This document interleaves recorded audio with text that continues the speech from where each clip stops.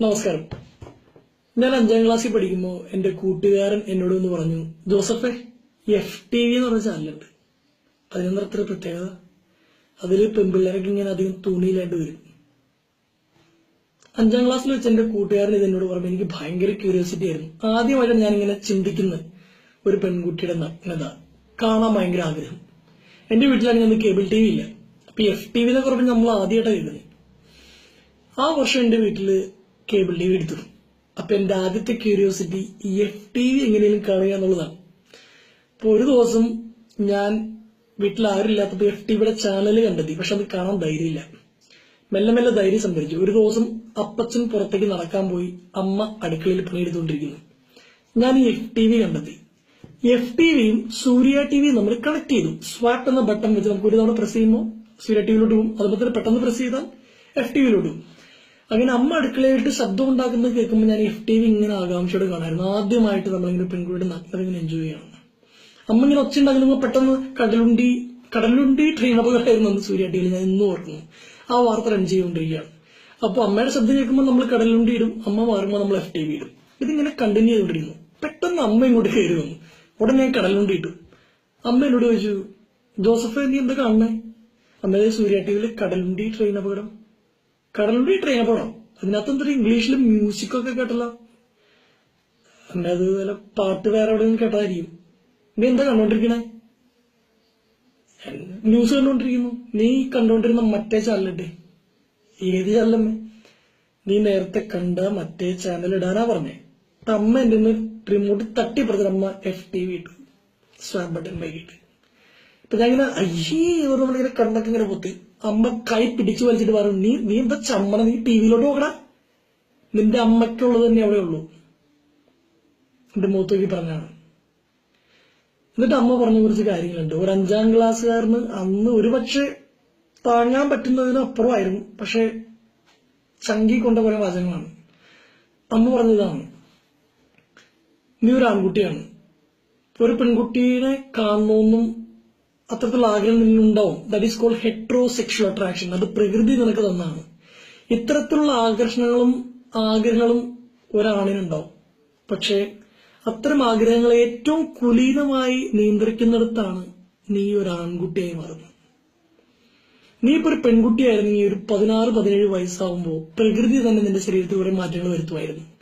അന്ന് ഒരു പെൺകുട്ടിക്ക് അമ്മ പറഞ്ഞു കൊടുക്കും, എന്തിനാണ് മോളെ ശരീരത്തിൽ ഈ മാറ്റം വരുന്നത്. ഒരു പെൺകുട്ടിയോട് അവളുടെ ശരീരത്തെ പറ്റി പറഞ്ഞു കൊടുക്കുന്ന അവളുടെ അമ്മയാണ്. കാരണം പ്രകൃതി ആദ്യം അവളെ കൈപിടിച്ച് നടത്തും, കൂടെ അവളുടെ അമ്മ ഗുരുവായിട്ട്. നിങ്ങൾ ആമ്പിള്ളേർക്ക് ഇത് പറഞ്ഞു തരാൻ പ്രകൃതിയായിട്ടൊന്നും ഒരുക്കിയിട്ടില്ല, അതുകൊണ്ട് അമ്മ പറഞ്ഞു തരാണ്.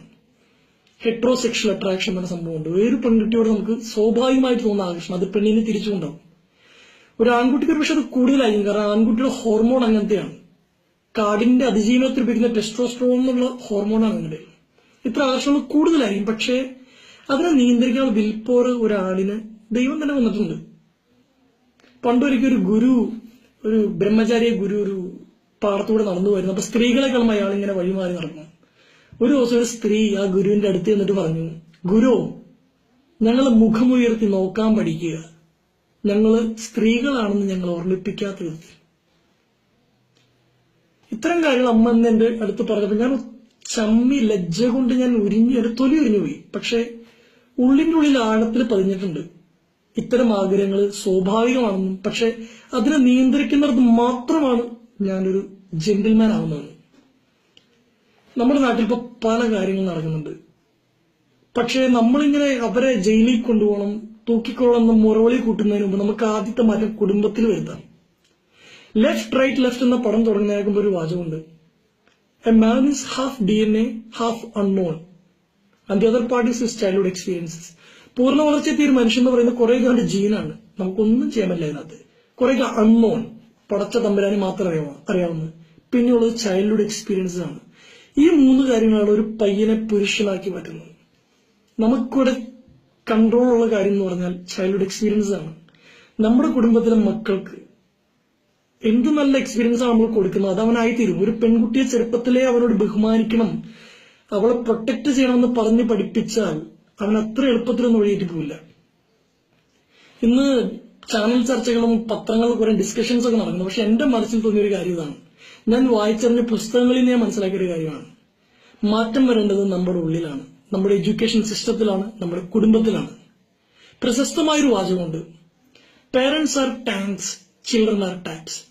മാതാപിതാക്കൾ എന്ന് പറയുന്ന ടാങ്കും മക്കൾ എന്ന് പറയുന്ന ടാപ്പുമാണ്. ടാങ്കിൽ നല്ല വെള്ളമുണ്ടെങ്കിൽ പൈപ്പിൽ കൂടെ നല്ലതേ വരൂ. ടാങ്കിൽ ചീത്ത വെള്ളമാണെങ്കിൽ പൈപ്പിൽ കൂടെ ചീത്ത വെള്ളമേ വരൂ. നമുക്കൊന്ന് ആഞ്ഞ് ശ്രമിക്കാം. എന്നെപ്പോഴും നമ്മളെപ്പോലുള്ള ചെറുപ്പക്കാർ, കണ്ടുപിടിച്ച ചെറുപ്പക്കാരോട് ഞാൻ പറയും, നമ്മളാണ് ഇനി അടുത്ത ജനറേഷൻ ജന്മം കൊടുക്കുന്നത്. നമ്മുടെ തൊട്ട് താഴത്ത് അനിയത്തിമാരും അനിയന്മാരും ഉണ്ട്. നമ്മൾ എങ്ങനെ പെൺകുട്ടികളോട് പെരുമാറുന്നു എന്ന് കണ്ടാണ് അവര് വളരുന്നത്. നമ്മൾ വാട്സാപ്പിൽ ഷെയർ ചെയ്യുന്ന കാര്യങ്ങൾ കണ്ടാണ് അവരും വളരുന്നത്. ആദ്യം നമ്മൾ പ്രതികരിക്കേണ്ടത് നമ്മളോട് തന്നെയാണ്. We should be the change. ഇതിലെന്തെങ്കിലും സത്യമുണ്ടെന്ന് തോന്നുകയാണെങ്കിൽ നിങ്ങൾക്ക് ആക്സെപ്റ്റ് ചെയ്യാം, അല്ലെങ്കിൽ അർഹിക്കുന്ന അവഗണനയോട് നമ്മളെ പുച്ഛിച്ചു തള്ളാം. എന്റെ പേര് ജോസഫ് അന്നംകുട്ടി ജോസ് എന്നാണ്. ഒരു പുസ്തകമൊക്കെ എഴുതിയിട്ടുണ്ട്. നിങ്ങൾക്ക് എന്തെങ്കിലും അഭിപ്രായം ഉണ്ടെങ്കിൽ ഫേസ്ബുക്കിൽ വന്ന് എന്റെ ചാറ്റ് വിൻഡോയിൽ പറയാം. നമുക്ക് എല്ലാവരും കൂടി പുതിയൊരു തുടക്കം തുടങ്ങാമേ. Every woman is our responsibility, not an opportunity. Thank you very much.